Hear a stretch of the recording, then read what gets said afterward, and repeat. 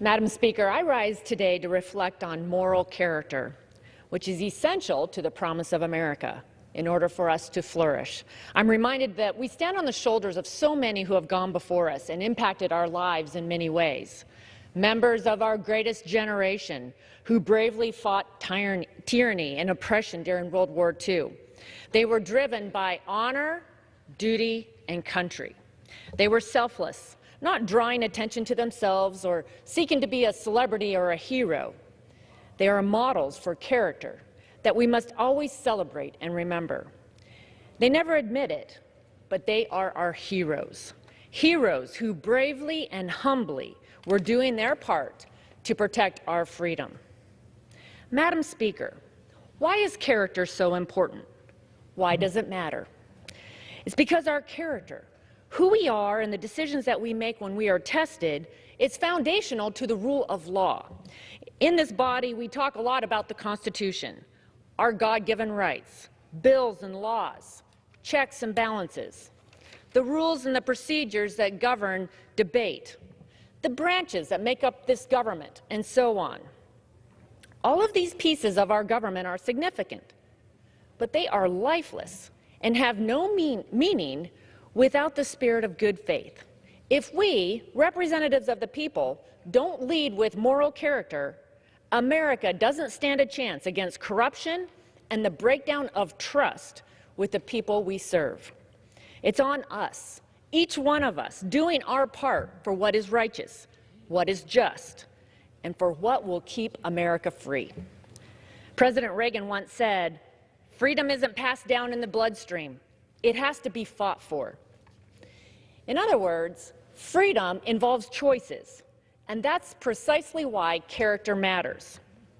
Every single day, every single moment, our character is tested. In politics, it's tested by the temptations of power, palace intrigue, ambition, and personalities. I won't blame either side of the aisle, Madam Speaker, but these are the smoldering fires that burn around us, that threaten our institutions and our laws. Did you know that only 3% of Americans trust the government will do the right thing? 3%.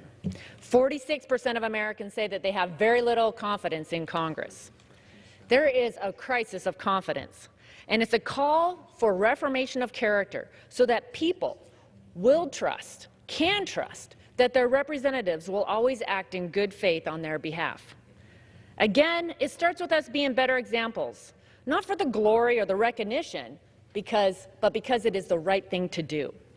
We must be countercultural to the divisiveness that has taken hold of modern politics today.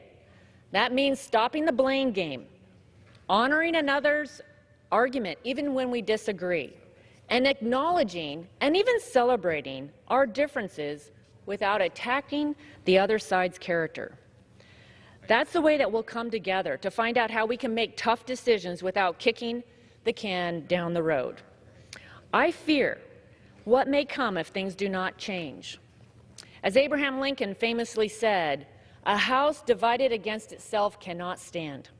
The strength of our nation, our Constitution, our laws, and our institutions have no greater guardians than us. It's this government of the people, by the people, and for the people. We must take this responsibility seriously, or again, we won't have a fighting chance to rebuild the trust of we the people and keep the promise of America alive. I've said it before in the well of this house. This is the promise that will keep us free and empower the next generation to shine. For their sake, our character, the spirit that leads us to do what is right and just, must be our guide in our House so that it will stand forever. Thank you, Madam Speaker, and I yield back.